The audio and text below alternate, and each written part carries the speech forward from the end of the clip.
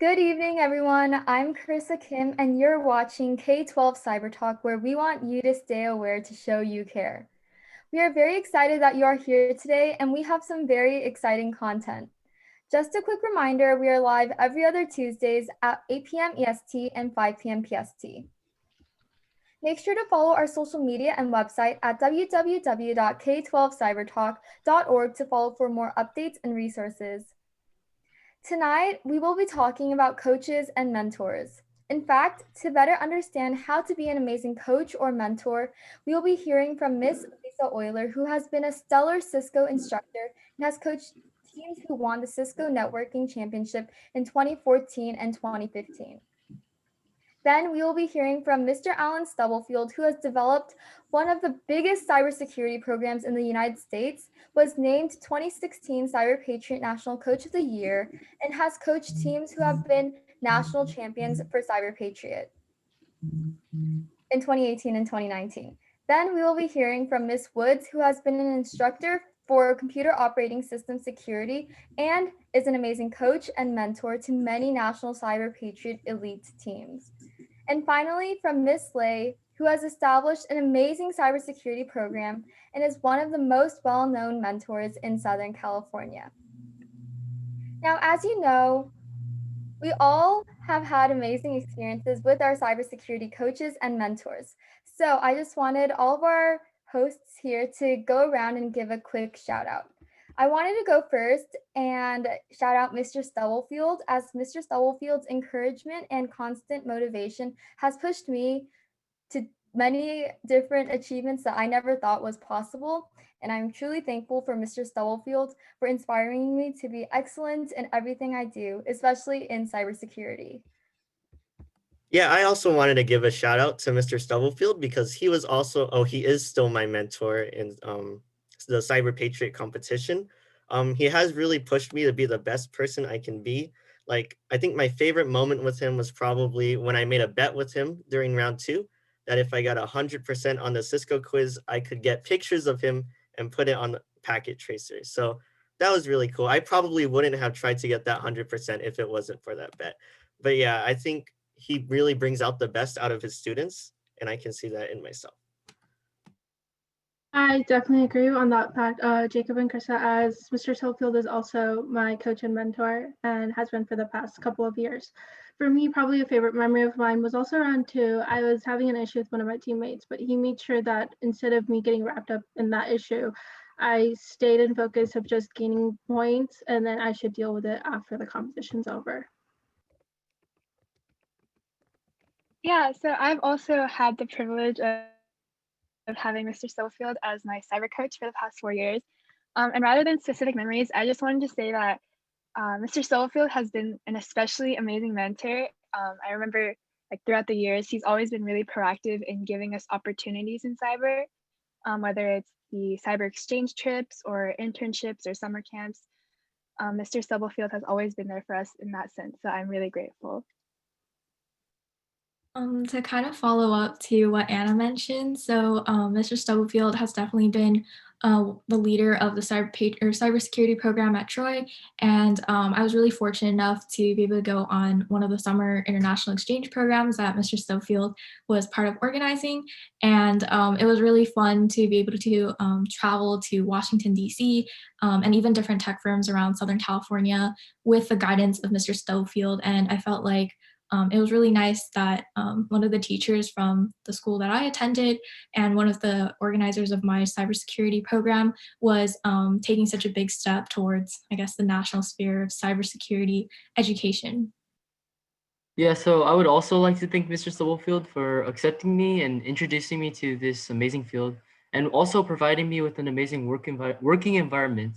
So like in middle school, I always enjoyed working with computers, but didn't know much about cyber. And when Mr. Stubblefield allowed me to compete with the middle school that Troy helped out, I was so thrilled. And because I was given an opportunity to practice, even though I went to a completely different middle school that didn't have cyber. And Mr. Stubblefield is always looking to expand the cyber program to all different schools, like how he is doing right now with the different middle schools and other high schools. And throughout my cyber journey, Mr. Stubblefield has always encouraged me. And when I first joined, I was placed into a random team. But as I continued to work harder, and perform better, he would continuously help me to improve and allow me to even lead a team the following year. So I would like to take the time to shout out Miss Woods for always seeing the potential in her students, even if they don't see it in themselves, and for pushing students and motivating them to be not only the best they can be, but to be a good cyber student or a good cyber athlete. So Mrs. Lay was actually my first cyber coach ever, and I started cyber in middle school, and that was when she also started her program. So I kind of watched as she built her program from kind of nothing into the big empire that it is today, which I personally think is really amazing, and she has inspired so many students, as well as me. And, I have a lot of other cyber coaches. One of my cyber coaches who coaches me for Cyber Patriot also teaches at a community college, and I took one of his community college classes in networking, and he actually had me help the people around me with one of our networking programs that we also did in Cyber Patriot. So I think coaches really push us to what we think we're kind of scared of doing, but it teaches us in the end. I would like to give a shout out to Miss Euler because she's not only great at motivating us through those last few hours of Cyber Patriot competitions where you feel like giving up, but she also connects us to different cyber competitions that would help advance our skills. And then she's also connecting us to multiple different cybersecurity companies around the area, so that way we can see what a future in cyber would look like. Wow, I'm so glad that all of us had amazing experiences with our coaches and mentors, and I can definitely say that all of our coaches definitely brought out the best in all of us. So, before we actually get started, a quick note, each of our special guests will have a special question at the end for our viewers. If you answer the question correctly and email it to info@k12cybertalk.org, I'll comment it down below in the chat. You'll win a free shirt, so make sure to participate. And also, if you have specific questions for each of our guests, save it towards the end because we will have a panel-style Q&A session for our guests. So, on to Miss Euler. Bethany? So, Miss Euler, would you like to introduce yourself and what you do in cyber?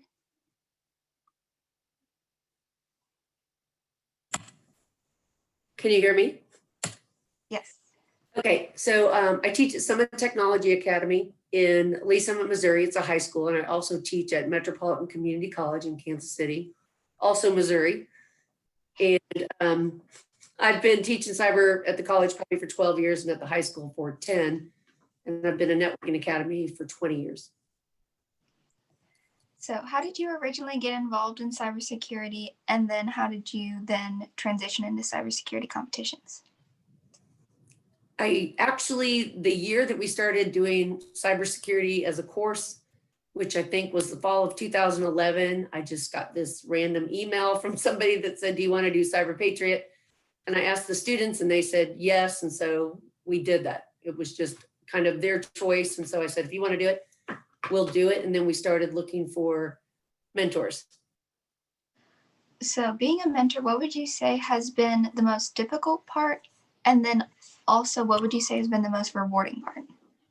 I haven't mentored, but as a coach, probably the most difficult part was after 2016 when we won the national championship for the high school in the open division. We had a whole bunch of interest in all these new students, and we're growing, adding a middle school program and all of those things. And I got a lot of teachers that were willing to help, and they all didn't stay. They left and didn't, either they retired or just decided they didn't want to do it. And so it has kind of turned into a one-man army project for me. And so I still do it because I think it's completely worthwhile. And so the most rewarding is really just the students that have gotten internships, and almost all of them has gone on to college and stayed in cyber, and they stay in touch and they come back and train the younger kids. So probably just staying connected to those former students. Okay, and then how do you help kids continue to further their knowledge in cyber while in the program and after they graduate? a lot of times after they've graduated and they've gotten some experience at college, they come back looking for internships and opportunities. And I go to a lot of meetings in the community, like the ISC squared meetings and the SecKC meetings and the women in security meetings, and connect with a lot of industry people that are interested in hiring the students and giving them opportunities. And because of their experience in high school, doing also NCL and some other cybersecurity competitions, they have an edge over some of the college students because they've had more experience really hands-on than a student that just went into college doing a computer science degree, right? So they don't really get to the hands-on type of stuff until their junior year. So I've had companies say that some of my students had internships and a certain number of college credits and Cyber Patriot experience and all of these other things when they're freshmen in college, and they are looking for that in juniors in college. And so it gives them a real advantage in industry. Okay, and then finally, what would you suggest to students who don't have a center of excellence around them? How should they get involved in cyber? Well, I don't think you don't have to have a center of excellence really to get involved. Last summer, because of COVID, we ended up not being able to teach the camp in person. So I taught a camp for the National Cybersecurity Center in Colorado Springs, Colorado. For them, I had students from all over. None of them were, well, there were, Bethany, of course, you were one of my helpers, you and Mason, who ran the chat and helped people get connected and all of that while I was teaching. But we had students from everywhere. And so I know they offered 2 or 3 camps last summer, and I would expect them to offer them again this summer. So I think if you don't have a center of excellence, just look to see if, the National Cybersecurity Center is offering anything and other schools near you. For cyber. Sorry about that. Oh, sorry. So now, Ms. Euler, I heard you had a special question for our viewers. If you could reveal that question. Yes. What is the date of round 3 for the next Cyber Patriot competition? Okay, so if you guys can send in your response at info@k12cybertalk.org, we'll make sure to send the free shirt if you answer it correctly. But thank you so much, Ms. Euler, for your insight. It was really great having you here. Thanks. I've got to go. I'm headed to the airport, so you all have a great holiday. Thank you. And so we just had Ms. Euler, but now we are on to Mr. Stubblefield. Anna? Yeah, so Mr. Stubblefield, how are you doing tonight? Hi there, good evening. Yeah, so can you please introduce yourself to the audience and kind of talk about your background in cyber? How exactly did you come to teach cyber? Hi there. So I've been a Cyber Patriot coach since 2010. And like Ms. Euler, I got a random email that said, hey, Cyber Patriots got this competition. And the school that I teach at, we're a technology school. And I'm like, I know that there's some students interested in this.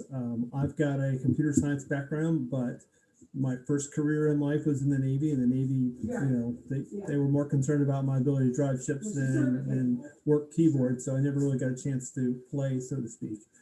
And so with that, we started a team in 2010 with 5 kids, and it's gotten better every year since then.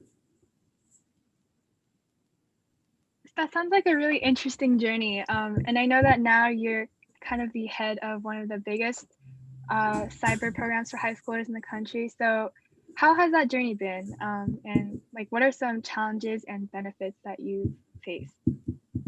So like a lot of journeys I've had in life, I knew I wanted to go a certain direction, but I didn't know exactly how to get there. I had a destination in mind, but I didn't really know anybody else who I could use as a role model. I didn't have anybody else around to kind of look at and see how they got there. So the other thing is I refer to myself as the chief cat herder.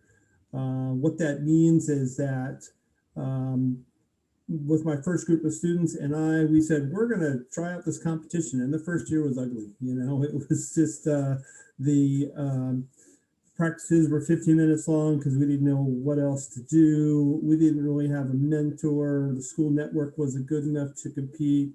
We had to compete at a student's house. I got a mentor mid-year because I answered another random email from somebody who volunteered to be a mentor, hoping that we had a team. So, you know, it was like, whoa, where are we going? And we're like, well, we don't know, but we'll try to figure it out, you know. Certainly the benefits have been, we made it to nationals in our fourth year. We showed a lot of growth in our program. We had tryouts, like Ms. Euler, trying to find adults to be coaches. And I'm now at the point where I've got 2 assistant coaches. And so between the 3 of us, we run all of our practices and, you know, try to keep herding all of our cats in the same general direction. Because of the interest in the after school program, as a school, we made a decision in 2016 to offer a 4-year cybersecurity pathway. Again, not knowing what was actually going to be in the pathway, but we knew that there were students that this was their thing. And so why not teach them their thing while they're in high school? And we made that decision with only 45 students in high school and 25 in middle school, which I know for a lot of schools, that's a lot of kids, but our program today is 300 high schoolers from the same school and 100 middle schoolers. And we've been teaching also cyber camps in the summertime for the past 4 years. So it's been a great journey and a lot of discovery along the way. Cool. So when working with kids and teenagers, it must be pretty difficult. Like I would know, I'm a teenager myself and I can't stand myself. And also you're starting to get middle schoolers in here. If you didn't know, Mr. Stubblefield has already gotten like, I think 6th graders, was it the youngest? Yes, 6th graders. The youngest competitor I have. I've taught 1st graders in camp. Though. Wow. Yeah, I don't know what I was doing in middle school. I think I was like eating Play-Doh or something, but that's really impressive. So there must be a driving factor that keeps you wanting to teach cybersecurity to all these students. So what is that factor? Well, there's a couple things. First of all, last weekend I passed my final exam for the Cisco's CCNA 3, Cisco Cybersecurity Networking Associate course, which means I can now finish teaching the networking course that we're teaching for the very first time in my school this year. Jacob, I wish you were one of my students so you could help me teach.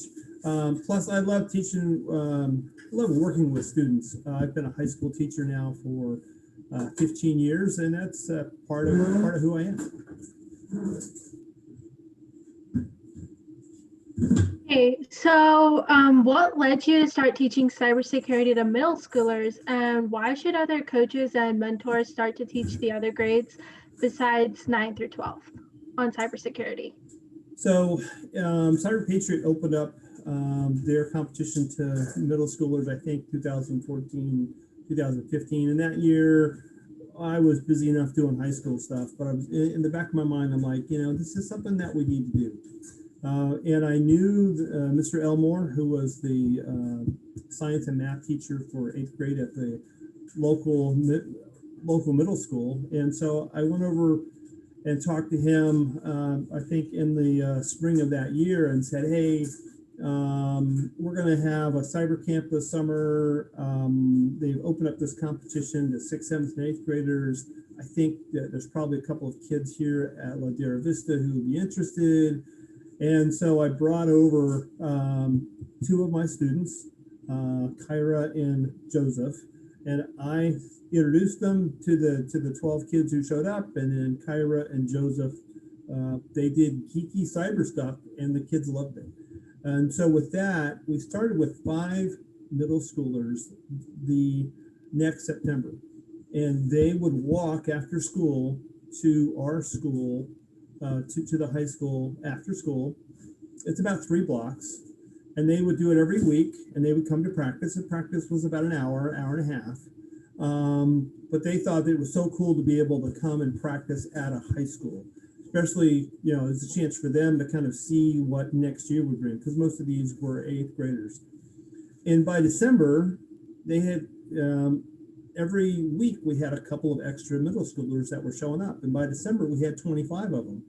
And I just reflected that this was so cool that I had, that the middle schoolers are choosing to walk to the high school to sit in a classroom and learn stuff when they could walk home. They could walk to their friend's house. They could play games. I mean, they could do all sorts of other things, but they're choosing to spend their time with us. And then a more pragmatic reason for coaches and mentors to start teaching, I would tell you to turn on the news and the hack with FireEye and the U.S. government this past week. Those events will continue to happen. We live in a digital world, and we're short about 500,000 cybersecurity professionals today, and some of those are going to be the kids that you have right now. You just have to give them the opportunity to kind of discover what cybersecurity is all about.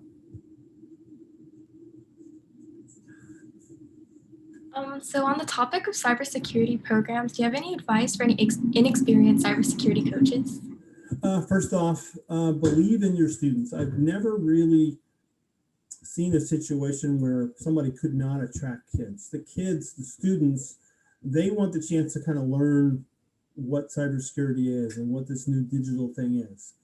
They just need permission from the adults in their world. And so, a brand new coach, thank you for volunteering. Thank you for embarking on a journey that you're not quite sure how it's going to end up, because you're going to have to convince your principal that you're not teaching kids how to hack into computers.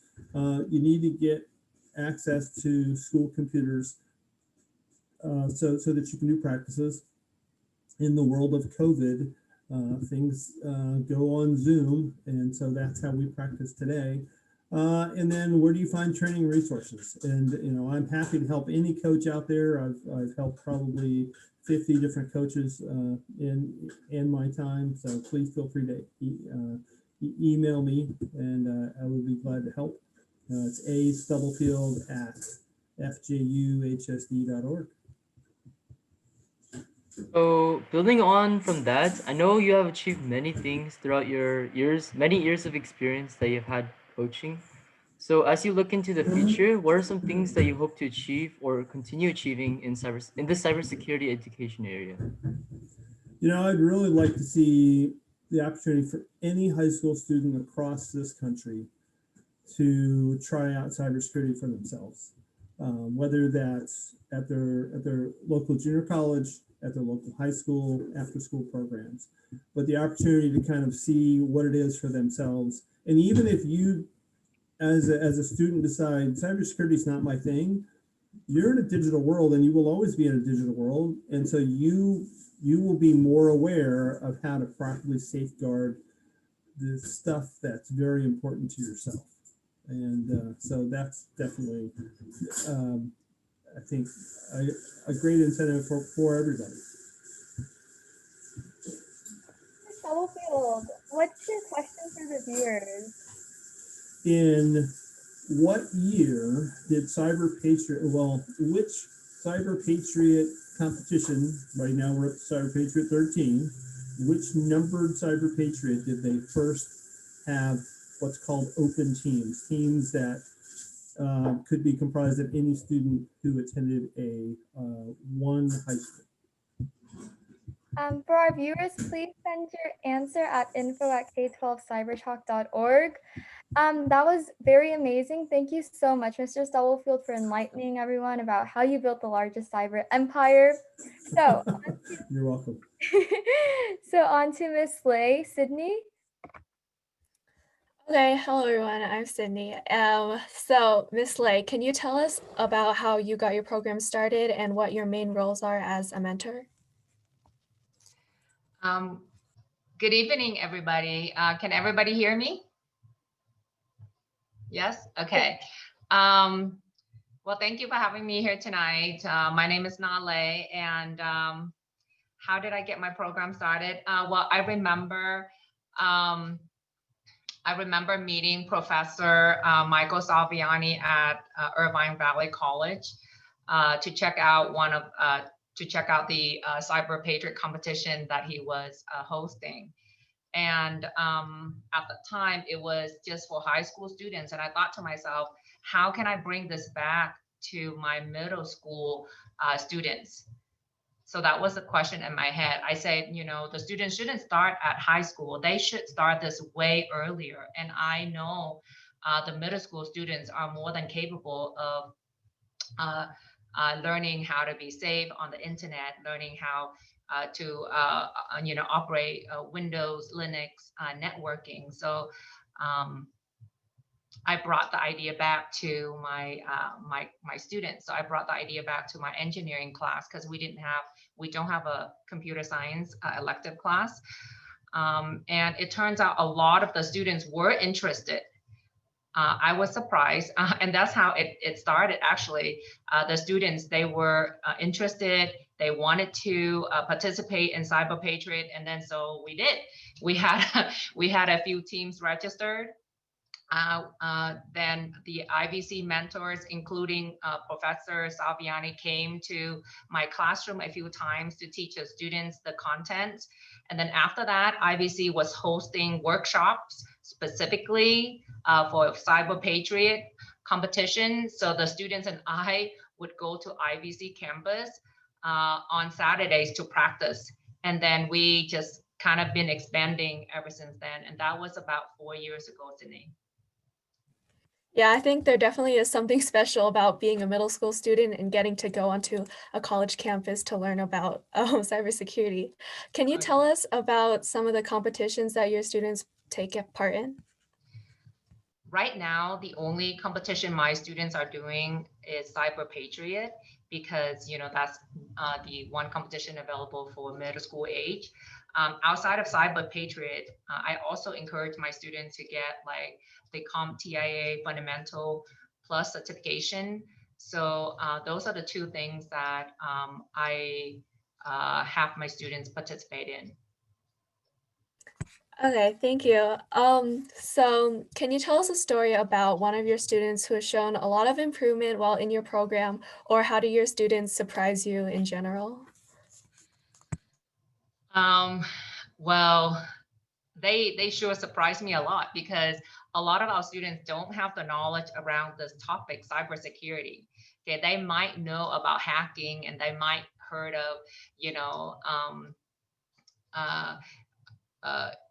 on through TVs or through shows, but they don't really know what cybersecurity is, right? So I remember one 7th grader who didn't know anything about cybersecurity, but she really wanted to learn. And I knew she was kind of shy, but I just thought, maybe this is her thing. Maybe cybersecurity can open doors for her. So I knew I had to take her under my wing and guide her. So at first I got her to shadow a team and just to open up to talking to other students. That was a challenge in itself. But after a year, after she learned the content and she was confident about her skill set, I saw her confidence grew so much so that like the year after, so she was a 7th grade when I met her, and the year after when she was in 8th grade, she was the leader of an all-girl team, and her team made it all the way to the semifinal. So I think, giving the student like an opportunity to shine and let them show you what they can do, that has been, something that I hold dearly to my heart. And the students generally really surprise me because they are ready to learn at that age. They're not young at all to learn about Windows, Linux, and networking. Not young at all, Danae. Yeah, that's really inspiring. So what's one of your main tips for middle school students who want to get started in cyber, but they don't really know where to start? You know what? That's tough because at a middle school, you don't have a lot of elective classes, and especially related, like computer science related or engineering related. So my recommendation would be to talk to the school about it, and to see if, there is like a student can maybe start a club, or a student can find any elective classes that, remotely related to computer science, or maybe ask like a science teacher or math teacher if they know of any cybersecurity related workshops. And that's what I think the students should do, is just network and just talk to people, and perhaps, start a cyber patriot team at their school. Get a teacher to volunteer to be a coach, and connect with a local community college that has a cybersecurity program. Thank you. And finally, what is your favorite part about being a mentor, and what keeps you motivated to helping your students? Well, I honestly like seeing my students work and have fun together as a team. They're so goofy, but they have so much fun together.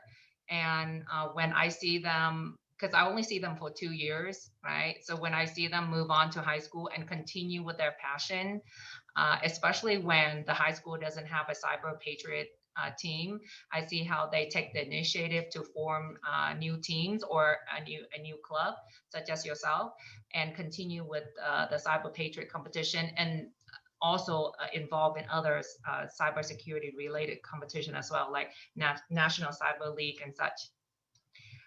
And then what I love the most is seeing my students come back to middle school and help out with teaching younger students, to help the school and myself expand the program, and just, get more people involved. And I see that is very rewarding as being their mentor. Wow, that's great, Miss Lee. Do you have the question for our audience? Yes, I do. All right. So I'm passionate about cybersecurity, but first, my students, they have to learn about cyber ethics first. So if they don't understand cyber ethics, then they can't be on the team. So what are the 10 commandments of cyber ethics? Please send your response at info@k12cybertalk.org. But thank you so much, Miss Lee, for your inspiring insight and experience. Now on to Miss Woods. Deja. Hey, Miss Woods. Hey, Deja. Hi, everyone. Hi, guys. So can you share with everybody who you are and what your job is? Yeah, so my name is Donna Woods, and my question will have to do with the name that you see up here that does not say Donna Woods, but we'll get to that at the end. So that's going to lead to the question. So be thinking about that. So I've been teaching over 20 years, but I initially started teaching computer information systems and GIS, which is geographic information systems. The natural transition into cybersecurity happened when we were working with all the databases in the GIS systems, what's called ArcGIS from the Environmental Science Research Institute. Those databases housed a lot of privatized information and data from cities, city halls, different privatized businesses, both large and small. And it was about protecting that data. And all of a sudden, everybody had access to all these free data all over the world. And it was like, wait a minute, someone can change that data, which would change the scope of everything you do in GIS. So it was a logical transition for us to change and begin to look at adding cybersecurity as a possible course offering. But we started just to see, like some of the other coaches, I echo their sentiments here, we wanted to see the student interest. So we just simply started as an after-school club, and we're very surprised that we had almost 50 students sign up for the club. Initially, because of what they heard on television or the tie-in to gaming, video gaming and computer gaming, they took an interest. But then they did a much deeper dive. So it really challenged us as educators to begin writing the curriculum to create what we now have as our 4th year pathway. And last year we just expanded to middle schools as well. That's awesome. Ms. Woods, can you tell me how you got started in cyber and what your journey was like? Okay, well, the journey is, like others, quite an adventurous one. It was never my plan initially. I came out of industry. I worked in aerospace as a quality engineer with Ford Aerospace and General Dynamics, and had always wanted to be a teacher, but didn't make my father very happy, who was an engineer in aerospace, because he's like, wait, you won't eat, you're going into teaching. But that was always my passion, and I'd always volunteered teaching at different things and facilitating instructions around General Dynamics and Ford Aerospace and working with students and helping interns. So it was always my desire. And that's when I made the transition. So for cybersecurity, though, it was brand new. I had not known anything about it. So I always share with my students each year, I'm in this learning process with you, and I believe you bring as much to the table as I do. And I've learned from other great coaches like Alan Stubblefield, who's mentor, like you said, and now I have the joy of teaching other teachers and other coaches. We've hosted coaches training clinics the last 3 years, as well as the cyber camps. So I helped take them on the journey because it was rather not terrifying, but challenging to find someone when you were first starting up on that journey who would stand alongside of you and really help you as we tried to formulate our classes. A few people that we approached, they said, sure, you can use our curriculum, but we're going to charge you $10,000 to $20,000. We didn't have that, right? So it was crazy. And so, you know, Coach Stubblefield and then a few other professors like Dr. Dan Manson and Dr. Tony Colson were willing to step in and really believe in our vision. So I grew right with my students, and we just latched on to people who were willing to believe in our vision. And I encourage any coach or teacher to do that too. Partner with others who are going to believe in your students and believe in the vision you have for your program. So how did you get started with Cyber Patriot competitions? Well, we started as a club with those club students, and we simply started with 3 teams, 2 teams, 1 in an all service, and then the other 2 in open division. But of those 3 teams, 1 was an all girl team, and everybody was brand new to it. And we were shocked that our very first year, all of our teams made it to gold. No one made it to platinum, but everybody made it to gold. And then we placed in the top 20 of the state, which made them very excited. The other good news is they were all underclassmen. So they all came back the next year, and that's when we had our very first class. So the next year we ended up having 10 teams, and then of those 10, 7 went platinum and 3 went gold, brand new. So it was very exciting. And so this was just our 5th year completing the competition, and we've had 2 state titles. And last year our teams took 1st, 6th, and 8th in state in their division in different tiers. And so this year's a rebuilding year. It's a little more challenging with so many, our students are from underserved student populations. So we don't have access to all the equipment, and Cyber Patriot doesn't run in Chromebook. So we are also doing NCL and Girls Go Cyber Start and a number of other competitions as well. So what is your favorite thing about being a teacher/mentor and helping students expand their cyber knowledge? I will echo what the other coaches said. I love that aha moment. I love when they come in with excitement and share things with me, because then I let them facilitate the teaching in the class as well, and it empowers them. I love to see my students empowered when they're out doing research outside, or when they can come back and share how they took the knowledge from class and actually help someone else outside of campus, a family member, a stranger. That's really important in our program. We asked our students to pay it forward. So I love that when our students do that, when they take the initiative to go out. So we do it as part of our community service, but when they take the initiative themselves, I also love the fact that I don't have all AP students or top honor students. We have students from every speck of the spectrum academically.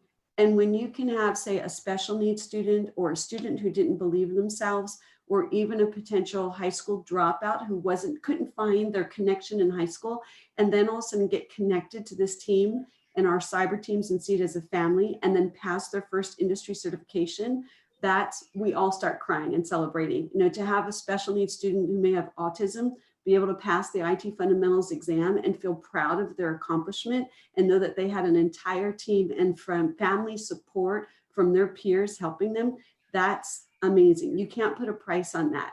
You know, it's worth its weight in gold, and I will never change it. And then I love being able to mentor other teachers. I've always had a passion for that, training teachers. So I love doing that and sharing it and letting them come to our coaches training for free. Again, because there was nothing like that when I started. And so that was always the desire of our heart that we pushed with our school district. If we're going to build this, we're going to offer it to everybody else for free and help them in their journey to help meet our national need of filling the workforce demand.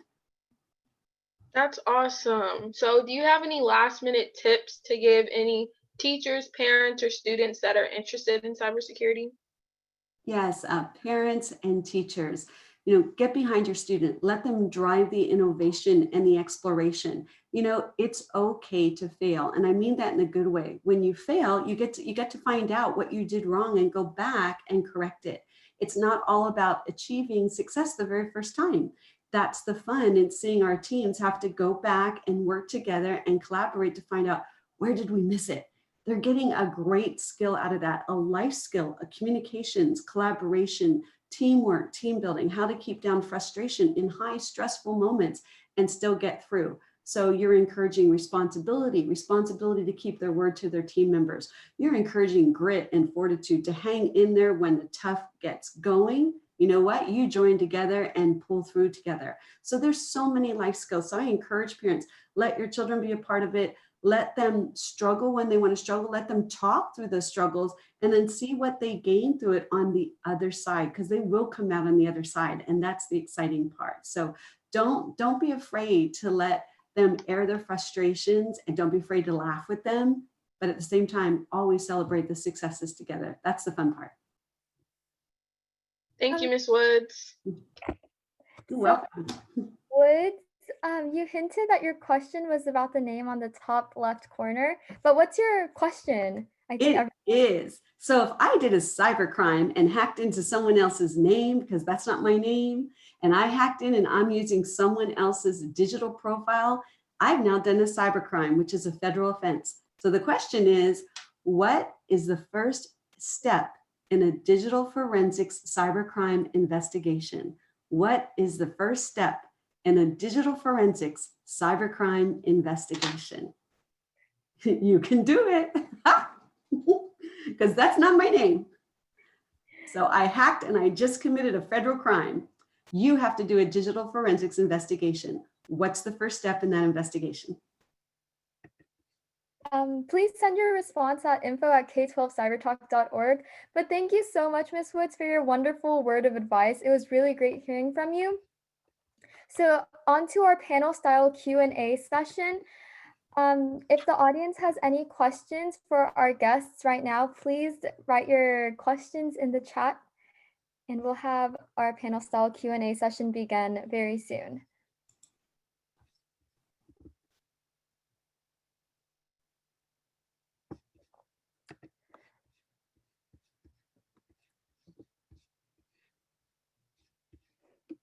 And also, we'll make sure to send in free shirts to people who answered the questions correctly, from Ms. Euler to Mr. Stubblefield to Ms. Lay and Ms. Woods.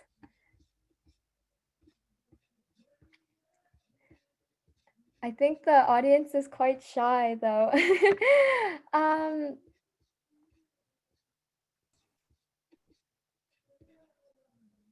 Then I think if the audience do not have any questions, I think we will wrap it up. But as you can see, our amazing guests are motivating coaches and mentors who have inspired our lives daily. So thank you so much for our astounding guests, Mr. Stubblefield, Ms. Lay, Ms. Woods, and Ms. Euler, for coming on to this show. It was truly an honor for having you guys come here.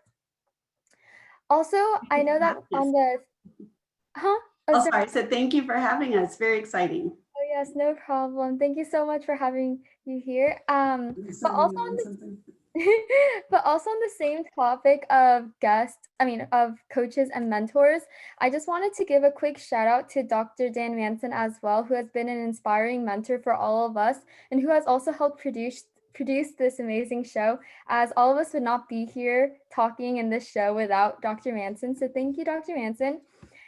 And unfortunately, this is the end of the show for 2020, but we hope you enjoyed it. We will be taking a break for 4 weeks and we will resume starting from January 19th. Ms. Carissa, can I give a shout out to my students? Yes, please give a shout out. Yes. Okay.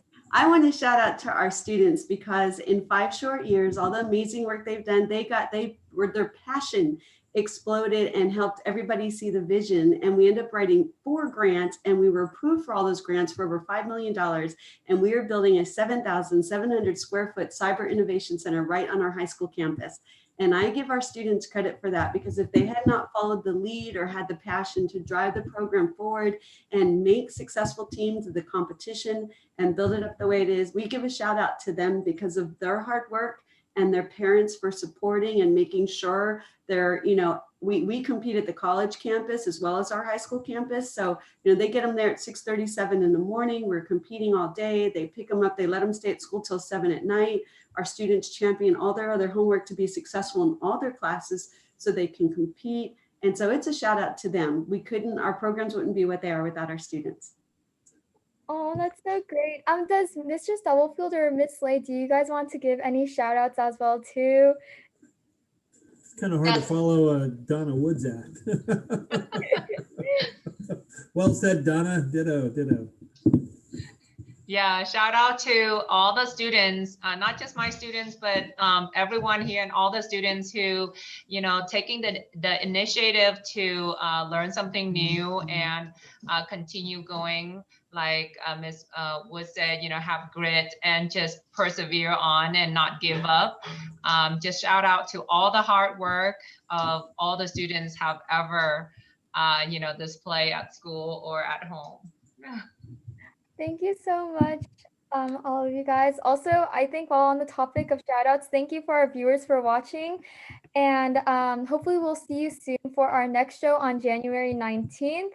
And to keep up with more information, make sure to visit www.k12cybertalk.org.